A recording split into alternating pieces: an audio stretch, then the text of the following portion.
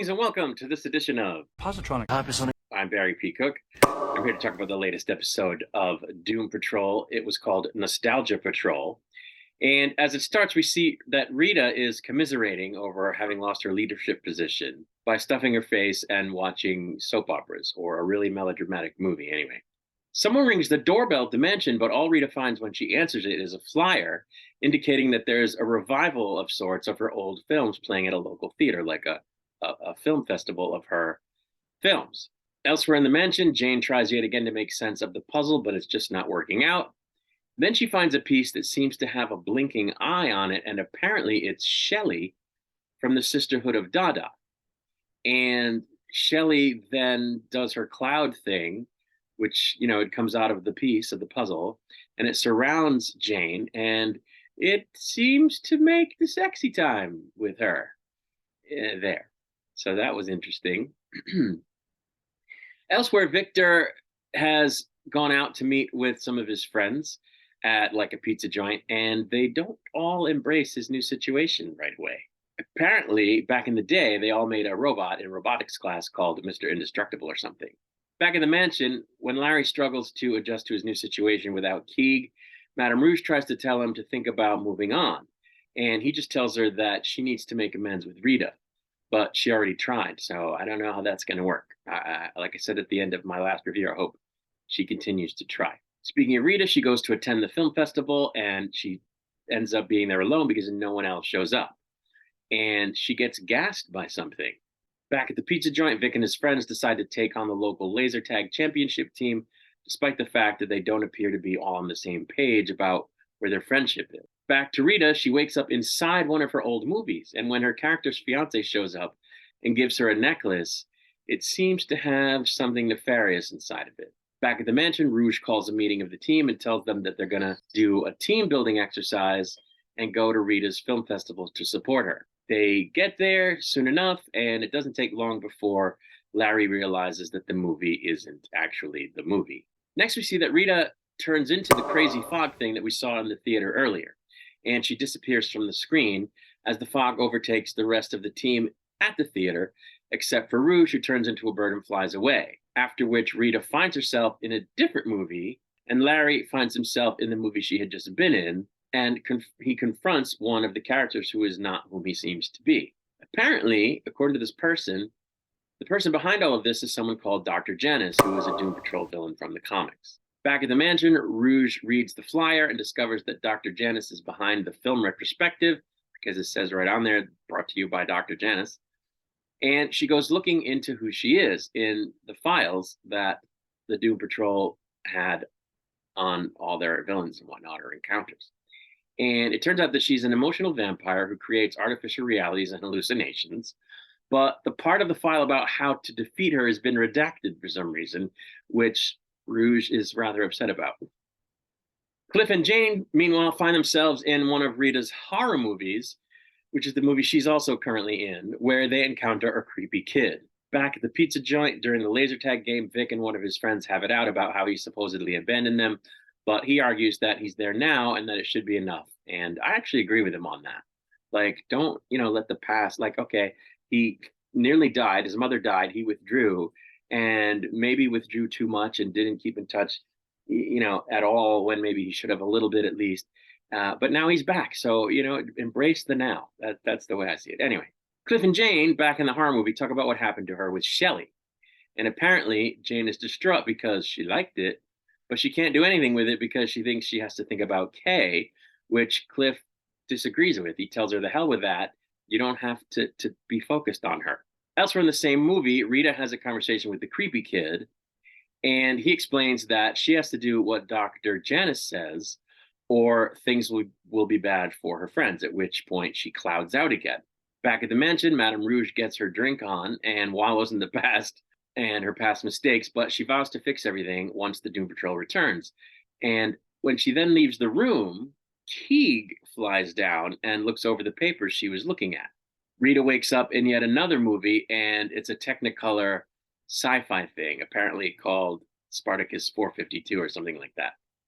Larry, Cliff, and Jane, having found each other in the previous film, all show up on the scene with Rita, and it would seem that they're all wearing Star Trek type uniforms.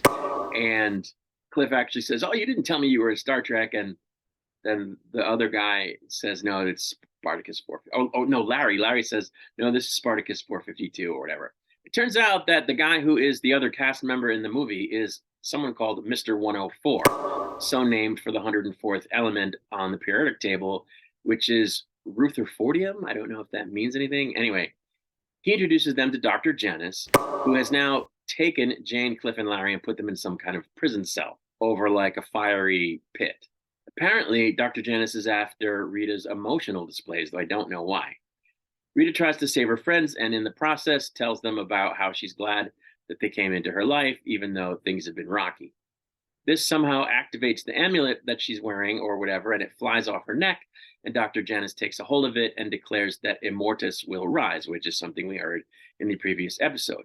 But then she leaves without putting everybody back. And when Jane expresses dismay at her prospects currently being very dim, Cliff says to her that at least she got to have a big O before she died, which he can't do.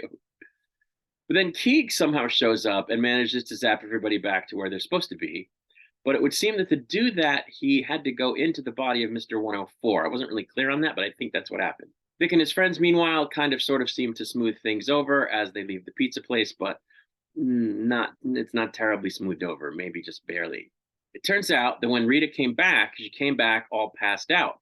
So Cliff grabs her up and everybody goes back to the mansion to, I guess, see to her, and that's where the episode ended. So I like this episode because it was more encapsulated.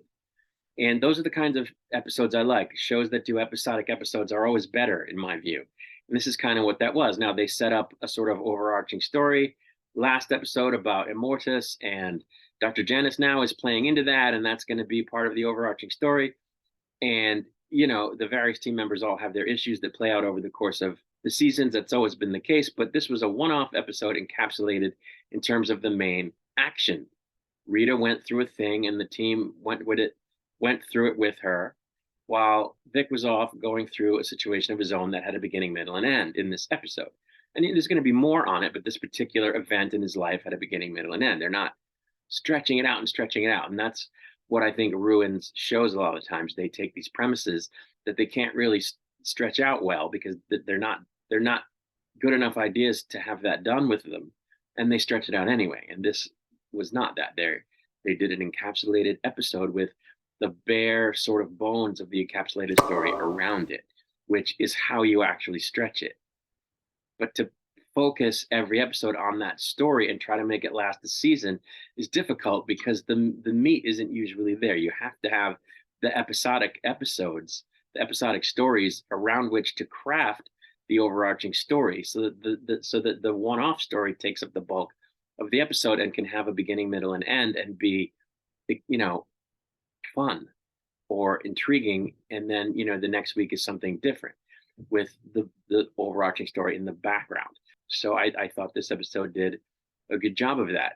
I thought the bit about Jane getting her sexy time from the lady from the Dada Sisterhood was cool, and Cliff being sort of like envious of her was pretty cool, and the bit about Star Trek was funny, and Rita is always very good. I enjoy that character a lot. So, I like this episode. I'm hoping as they go forward, we get to see more of Crazy Jane. Like, she's Jane, but she's not Crazy Jane like before.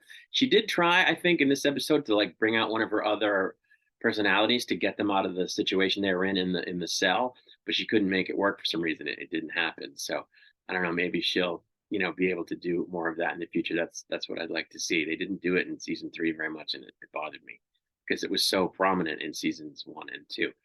Next week we're gonna get the little girl back. I forget her name.